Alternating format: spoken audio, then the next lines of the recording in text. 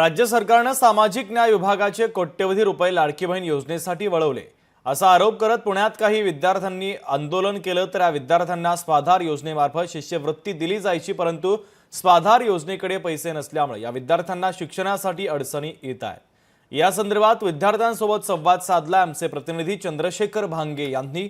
पाहुयात त्या विद्यार्थ्यांचं म्हणणं नेमकं काय आहे। काही विद्यार्थी पुण्यातील समाज कल्याण कार्यालयाच्या समोर बसलेले आहेत आणि या सगळ्या विद्यार्थ्यांची जी मागणी आहे की यांची जी शिष्यवृत्ती असते ती शिष्यवृत्ती यांना या निधीमुळे भेटत नाही। आणि खरं तर तुमचा निधी वळवल्याचा तुम्ही आरोप केलात आणि हा निधी नसल्यामुळे तुमच्या स्वाधार योजनेचा जो निधी आहे किंवा तुमची स्कॉलरशिप आहे ती भेटत नाही। काय मागणी आहे?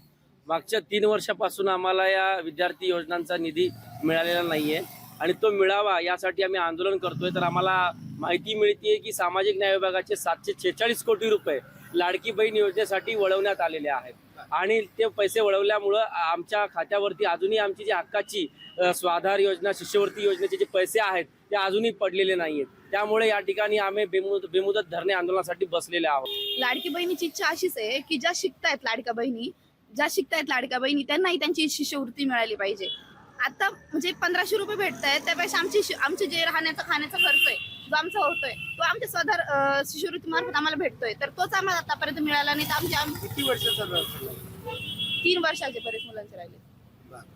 काय मागण्याचे असणार? आमचे जे पैसे राहिले ज्या मुलांचे राहिलेत की माझे पण राहिलेत, आमचे लवकरात लवकर माझे एक इन्स्टॉलमेंट राहिली जी या वर्षी 32,000 रुपये। ज्या सेवा सुविधा द्यायला पाहिजे, बेसिक गरजा ज्या पूर्ण केल्या पाहिजे त्याच्यासाठी निवडून देतो आपण, ना की आपल्याला फक्त तुटपुंजी पैसे द्यायला। 100मध्ये 25% हा विद्यार्थ्यांचा अधिकार आहे, 25 हा खमार आहे। तो का देत नाहीये सरकार? त्या विद्यार्थ्यांनी कुठं जायचंय? रस्त्यावर बसायचंय का? ह्याच्यासाठी सरकार निवडून देतो का आम्ही? शिष्यवृत्ती योजनेचे जे पैसे आहेत त्यांच्या खात्यामध्ये पडावं आणि त्यांचं जे शिक्षण आता सध्याला अडचण होती ते शिक्षण घेण्यासाठी त्यांना त्या सगळ्या या शिष्यवृत्तीमुळे मदत होईल। लोकशाहीसाठी मी चंद्रशेखर भांगे, पुणे।